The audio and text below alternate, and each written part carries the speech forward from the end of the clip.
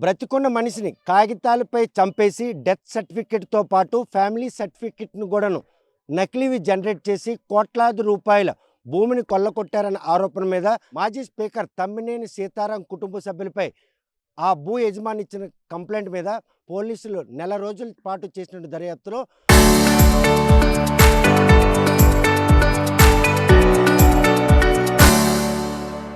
మొత్తం 13 మంది నిందితులు చేర్చారు. ఆ 13 మంది నిందితుల్లో 8 మందిని అరెస్ట్ చేశారు. 5గురు అబ్స్కాండ్‌లో ఉన్నారు. ఈ 8 మంది నిందితుల్లో ప్రధాన పాత్ర పోషించినటువంటి ఏ2గా ఉన్న తెలుగు సతీష్, అదేవిధంగా ఏ3గా ఉన్న చాకిపల్లి లక్ష్మణరావు, మరోవైపు గుత్తుల త్రినాథ్ ఏ5, ఈ ముగ్గురు కూడాను మరో ఎకరా భూమి ఇదే బౌండరీకి సంబంధించినటువంటి వ్యక్తుల దగ్గర నుండి కాజేసేందుకు చేసిన ప్రయత్నం ఏదైతే ఉందో ఆ భూమికి సంబంధించినటువంటి ప్లేస్లో మనం ఉన్నాం ప్రస్తుతం. ఇది మాత్రం సిద్దిపేటకు సంబంధించినటువంటి బౌండరీ, ఇది బలగ బౌండరీ. అంటే నిన్న ఏదైతే సత్యసాయి నగర్లో ఉన్నటువంటి ఫ్లాట్ నెంబర్ 84, 85, 86 సర్వే నెంబర్ 35లో 13 కొల్లగొట్టారో అదే బౌండరీకి సంబంధించినటువంటి ఈ ఎకరా స్థలం చూస్తే కనుక ఇది మాత్రం ఎవరైతే ఉన్నారో వాళ్ళు గొండేళ్ళ నూకాలమ్మ, అదేవిధంగా గొండేళ్ళ సూర్యనారాయణ దంపతులు మాత్రం అప్పట్లో కొనుగోలు చేశారు. వారికి వంశ పారంపర్యులైనటువంటి సతీష్ కుమార్ దఖలు చేయడం జరిగింది. కాకపోతే ఈ మధ్యలో గుత్తాల త్రినాథ్ ఏ5తో పాటు తెలుగు సతీషు, అదేవిధంగా సాకిపల్లి లక్ష్మణరావు, వీరు ముగ్గురు కూడాను ఆ భూమిని పేర్లు మార్చి వారు పత్రాలు కూడా సృష్టించుకున్నారు. ఆ పేర్లు మార్చిన దాంట్లో గొండేళ్ళ నూకాలమ్మ ప్లేస్లో అదేదో గుండాళ్ళ నూకాలమ్మ సన్ ఆఫ్ అప్పల్ సూర్యనారాయణగా కూడాను పాస్బుక్ మీద రాయడం జరిగింది. ప్రస్తుతం ఈ భూమి వారిని కొల్లగొట్టడం వెనక అంటే మాజీ స్పీకర్ తమ్మినేని సీతారాంకి ఆ భూమిని దఖలు చేయడంలో కీలక పాత్ర పోషించినటువంటి ఈ ముగ్గురు కూడాను ఈ భూమిని కొల్లగొట్టే దాంట్లో ఉన్నారని భూ యజమానికి తెలిసి వారు మాత్రం అలుపెరగని పోరాటం చేస్తున్నారు. రెవెన్యూ అధికారులు కూడాను వారికి ఇక్కడ చేదోడిచ్చే పరిస్థితి లేదు. మాజీ స్పీకర్ భూ వివాదం బయటకు వచ్చిన తర్వాత ఈ పరిసర ప్రాంతాల్లో వారి కనుసైగల్లో భూమిని కొల్లగొట్టేందుకు ఈ ముగ్గురు కీలక పాత్ర పోషిస్తున్నటువంటి పరిణామాలు మనకు స్పష్టంగా కనిపిస్తుంది. ప్రస్తుతం ఆ భూమికి సంబంధించిన వారు సంతోష్ కుమార్, ఈ భూమి ఎవరిది, నీకు ఎలా దక్కలైంది, ఈ భూమి దీంట్లో ఎవరైతే 8 మంది నిందితులు ఈ ముగ్గురు ఉన్నారో వారు మీ దగ్గరికి వచ్చి ఎటువంటి ప్రలోభ పెట్టారు? ఈ ల్యాండ్ మాకు 1977వ సంవత్సరంలో మా తాతగారు అయిన గుండేల అప్పలసూరి, ఆయన రెండో భార్య గుండేల నూకాలమ్మ ఇరువురు కలిపి కొన్నారు. అలాగే 79లో దీన్ని సవరణ కూడా ఒక సర్వే నెంబర్ తప్పు పడడం వల్ల సవరణ కూడా వాళ్ళే చేశారు. అమ్మిన వ్యక్తి వెలుగుల రంగారావు అనే వ్యక్తి. 80లో మా నాన్నమ్మకి ఆయన వాటా ఫేవర్గా రిజిస్ట్రేషన్ చేసి ఇచ్చారు. అక్కడ నుంచి ఎకరాకి ఆమె వారసురాలు. 2015లో నాకు 55 సెంట్లు, ఒక సర్వే నెంబర్లో 45, ఇంకో సర్వే నెంబర్లో 10 వేరసి 55 సెంట్లు, ఇంకో సర్వే నెంబర్లో మా తమ్ముడికి 45 సెంట్లు రిజిస్ట్రేషన్ చేసి వీలునామా మాకు ఇచ్చి ఉన్నారు. 2016లో ఆవిడ మరణించారు. అక్కడ నుంచి నేను పట్టాదారు పాస్ పుస్తకం కోసం నేను అప్లై చేసుకుంటే అధికారులు ఇవ్వలేదు. ఇంతలో మా నాన్నగారు ఒక అన్రిజిస్టర్ వీలునామా చూపించి మా ఫ్యామిలీకి ఒక డిస్ప్యూట్ పుట్టించి కోర్టులో కేసేసి నేటి వరకు కేసు రన్ అవుతుంది. ఇంతలో 2023లో ఇదే ల్యాండ్ పైన అప్పటి తహసీల్దార్ నిడుగునందల వెంకట్రావు గారి టైంలో వేరే వాళ్ళ వ్యక్తుల పేరు మీద పట్టదారు పాస్ పుస్తకాలు మంజూరు చేశారు. ఆ వ్యక్తి ఎవరంటే గుత్తుల సూర్యకాంతం, భర్త కృష్ణారావు.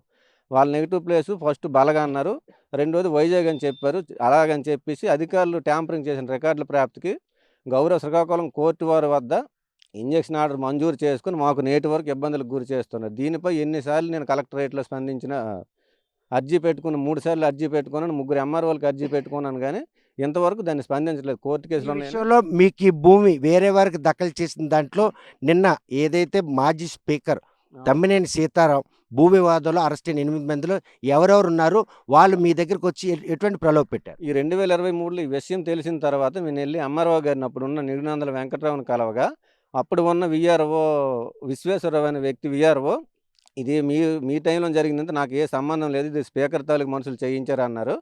అందులోని భాగంగానే గుత్తుల త్రినాథ్, ఈ తెలుగు సతీష్ అనే వ్యక్తి ఇప్పుడు నేను ఇది చూసి నేను రియాక్ట్ అవ్వాల్సి వస్తుంది. వీళ్ళు మాత్రం ఈ సైట్లో చాలాసార్లు వచ్చారు. వీళ్ళు కూడా అందులో బాగా సత్యసాయి నగర్లో ఈ 3 ప్లాట్ల విషయంలో కూడా వాళ్ళదే కీలక పాత్ర అని పోలీసులు నిర్ధారించిన తర్వాత మళ్ళీ ఇప్పుడు దీంట్లో మాజీ స్పీకర్ ప్రమేయం ఉంది. అంటే అది 2023లో అదే జరిగింది, మళ్ళీ ఇక్కడ కూడా 2023లో జరిగింది. అంటే ఈ భూమి వెనక పాత్రదారులు వాళ్ళై ఉంటారు అనుకుంటా, ఇంప్లేషన్ ఆలయం ఉంటారు సార్. ఎందుకంటే ఆ రోజు విఆర్ఓ క్లియర్గా చెప్పారు నాకు, చెప్పారు కనుక నేను నమ్ముతున్నాను. ఆళ్ళే చేయించారు ఈ పనని నేను నమ్ముతున్నాను అంటే ముమ్మాటికి. వీఆర్ఓ ఏ సందర్భంలో ఇది చెప్పాల్సొచ్చింది? ఆయన సెలవు పెట్టి వెళ్ళిపోతానన్నటువంటి పరిణామం చోటు చేసుకుంటుంటే ఆయనపై ఒత్తిడి ఉంటున్న భయమా?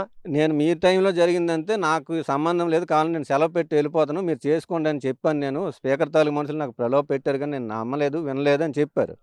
చెప్పి నాకు సంబంధం లేదని చెప్తాను గానీ మరి ఎలా మారాయి రికార్డులు అధికారులే చెప్పాలి. అధికారులు కూడా అసలు స్పందించట్లేదు. అంటే ఇంత విస్తీర్ణంగా అంటే భూమి మీద వాళ్ళ కన్ను పడడం వెనక మీకు వంశపారంపర్యంగా దక్కలు చేయాల్సిన రెవెన్యూ అధికారుల సహాయ సహకారాలతోనే ఈ భూమి మీ చేయి దాటిపోయింది అనుకుంటున్నారు? అధికారులు ముమ్మాటికి అధికారులు చేసిన తప్పుడు పని వల్ల ఇది జరిగింది. వాళ్ళు సహకరించారు కంపల్సరీగా. అధికారులు సహకరించడం వల్ల ఇది జరిగింది. అంటే ఇప్పుడు ట్యాంపరింగ్ పేర్లు మార్పిడి వెనక ఇక్కడ మారింది. గుండెల్ల గుండాల ఈ 2 తాలూకా ప్రమేయం అక్కడ చూస్తే కనుక అందవరపు అడపాల ఈ 2 వేరియేషన్ ఇది కూడా ఒక లాజిక్‌గా వాడారా? ఇదే లాజిక్‌ని అక్కడ కూడా సర్‌నేమ్ మాత్రమే తప్పున్నది. దీని మీద ఎన్ని సార్లు ఆర్టీ యాక్ట్ ఏసినా సరే అధికారులు స్పందించట్లేదంటే అధికారులు ఇప్పుడున్న అధికారులు కూడా అదే కంటిన్యూ చేస్తున్నారు తప్ప న్యాయం అయితే చేయట్లేదు. అంటే భూములకి ధరలు పెరిగిపోయిన నేపథ్యంలోనే ఇటువంటి ఆక్రమణదారులు మీ భూములపై కన్నేశారంటే? అది ముమ్మాటికి వాస్తవం అది. ఎందుకంటే ఇలాగ ఏదో మధ్యలో నాకొచ్చి ఇరికించి మమ్మల్ని ఇబ్బందులు పెట్టేసి ఎంతో కొంత తీసుకోవడానికి ఆళ్ళు ప్రయత్నం జరుపుతున్నారని నేను నమ్ముతున్నాను.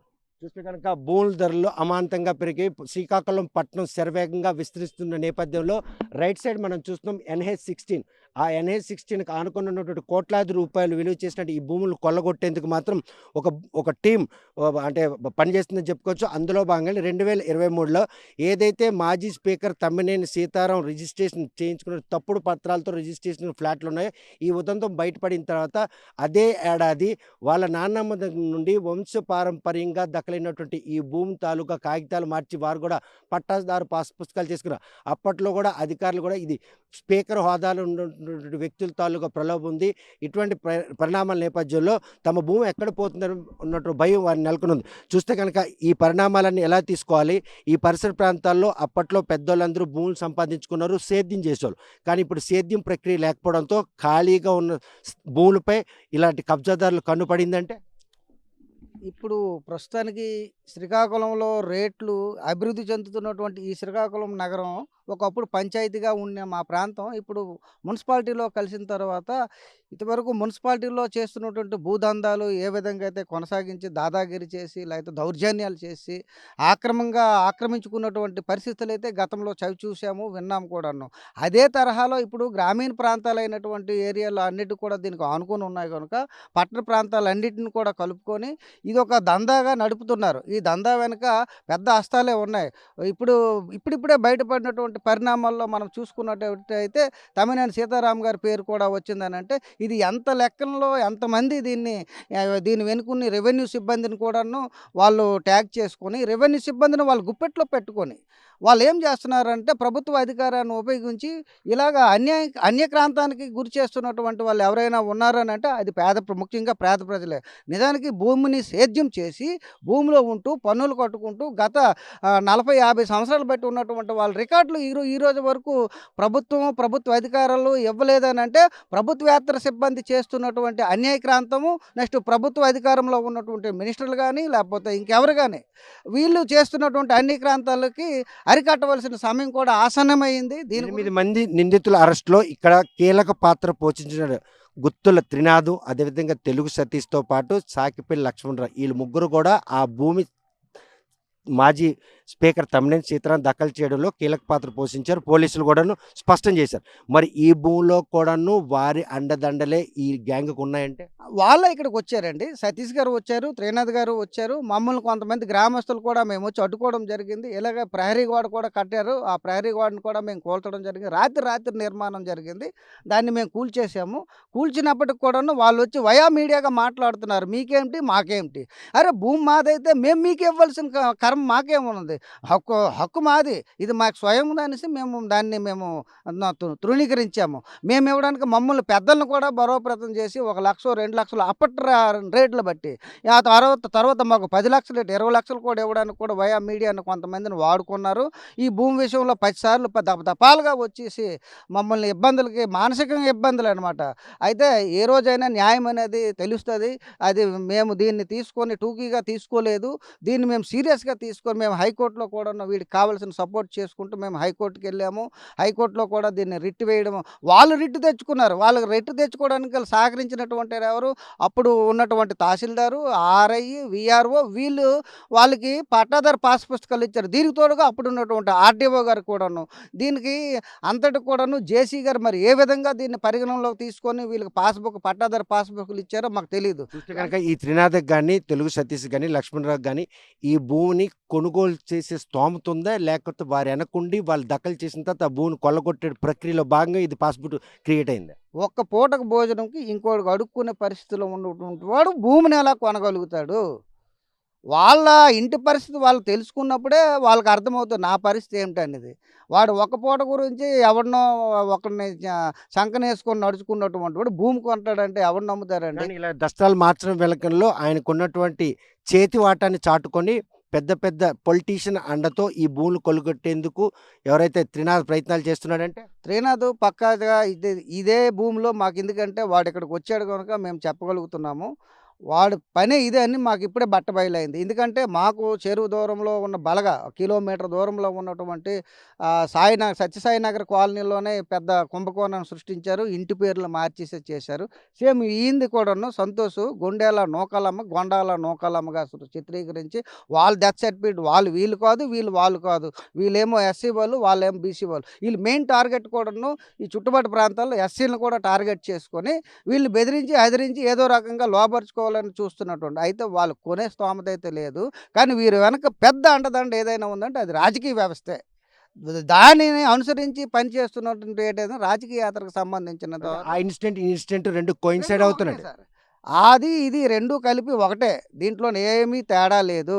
వాళ్ళకి తప్పనిసరిగా చట్టపరంగా వారి మీద జరగవలసిన శిక్ష ఏదైతే ఉంటదో శ్రీయుత జడ్జి గారు తప్పనిసరిగా ఏయవలసిందే వాళ్ళకి. కానీ ఇది అక్కడ ఏ, ఇక్కడ జి ఈ 2 సర్‌నేములు వాళ్ళకి కలిసొచ్చి ఇలా పత్రాలు మార్చడానికి దోహదపడ్డాయంటే అక్కడ మనిషిని చంపేశారు బతికున్నది.